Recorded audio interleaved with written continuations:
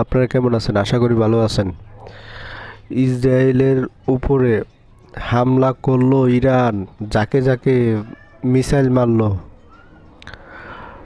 আর Netanyahu মারা গেল, আলহামদুলিল্লাহ।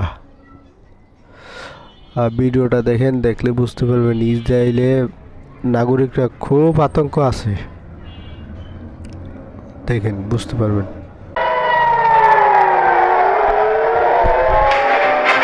রাতভর ইসরায়েলকে লক্ষ্য করে ভয়াবহ ক্ষেপণাস্ত্র হামলা চালিয়েছে মধ্যপ্রাচ্যের সিংহখ্যাত দেশ ইরান। গত 1 ঘন্টার মধ্যে অন্তত 3 বার মিসাইল ছুড়েছে দেশটি, যার ফলে ইসরায়েল জুড়ে নিরাপত্তা সাইরেন বাজতে থাকে এবং বিভিন্ন অঞ্চলে বাসিন্দারা আতঙ্কে দিকবিদিক ছুটতে থাকে। দি টাইমস অফ ইসরায়েল বাংলাদেশ সময় সোমবার রাত 1:45টার দিকে জানায়, ইরান নতুন করে মিসাইল ছুড়েছে।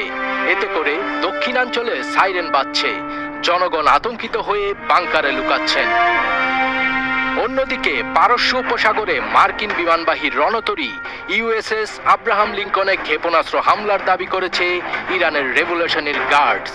তবে একজন মার্কিন কর্মকর্তা আল জাজিরাকে জানিয়েছেন, ইরানের ক্ষেপণাস্ত্র হামলা আব্রাহাম লিঙ্কনকে আঘাত করেনি এবং রণতরীটি স্বাভাবিক কার্যক্রম চালিয়ে যাচ্ছে। যদিও এর পক্ষে কোনো প্রমাণ দেখাতে পারেননি তিনি। টানা 3 দিন ধরে যুদ্ধের আগুনে দাউ দাউ করে পুড়ছে মধ্যপ্রাচ্য।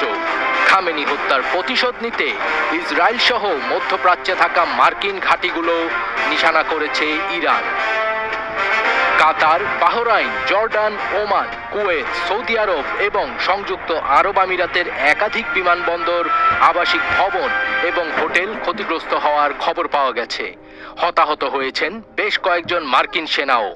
তেল আবিব, হাইফা এবং জেরুজালেমের একাধিক ইসরায়েলি লক্ষ্যবস্তুতেও ইরানের ক্ষেপণাস্ত্র হামলায় হতাহত ও ক্ষয়ক্ষতির খবর পাওয়া গেছে। সূত্র জানিয়েছে, ইরানের একটি মিসাইল সরাসরি তেল আবিবে আঘাত এনেছে। তবে বাকি মিসাইলগুলো আকাশে ভূপাতিত করে দেওয়া হয়েছে কিনা সেটি নিশ্চিত নয়। আইডিএফ মিসাইল প্রতিহতে আকাশ প্রতিরক্ষা ব্যবস্থা সক্রিয় রেখেছে। এদিকে ইরানের নতুন করে ভয়াবহ হামলা হয়েছে। সীমান্তবর্তী একটি রেজিমেন্টের সদর দপ্তরে এই হামলা চালায় ইসরায়েল। এতে 40 জন সেনা নিহত হয়েছেন বলে খবর পাওয়া গেছে।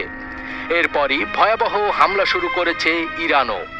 অন্যদিকে ইরানের সর্বোচ্চ নেতা খামেনির মৃত্যুর ভয়াবহ প্রতিশোধ নেয়ার ঘোষণা দিয়েছে ইরান। এরই মধ্যে মসজিদে জামকারানে লাল পতাকা উত্তোলন করা হয়েছে।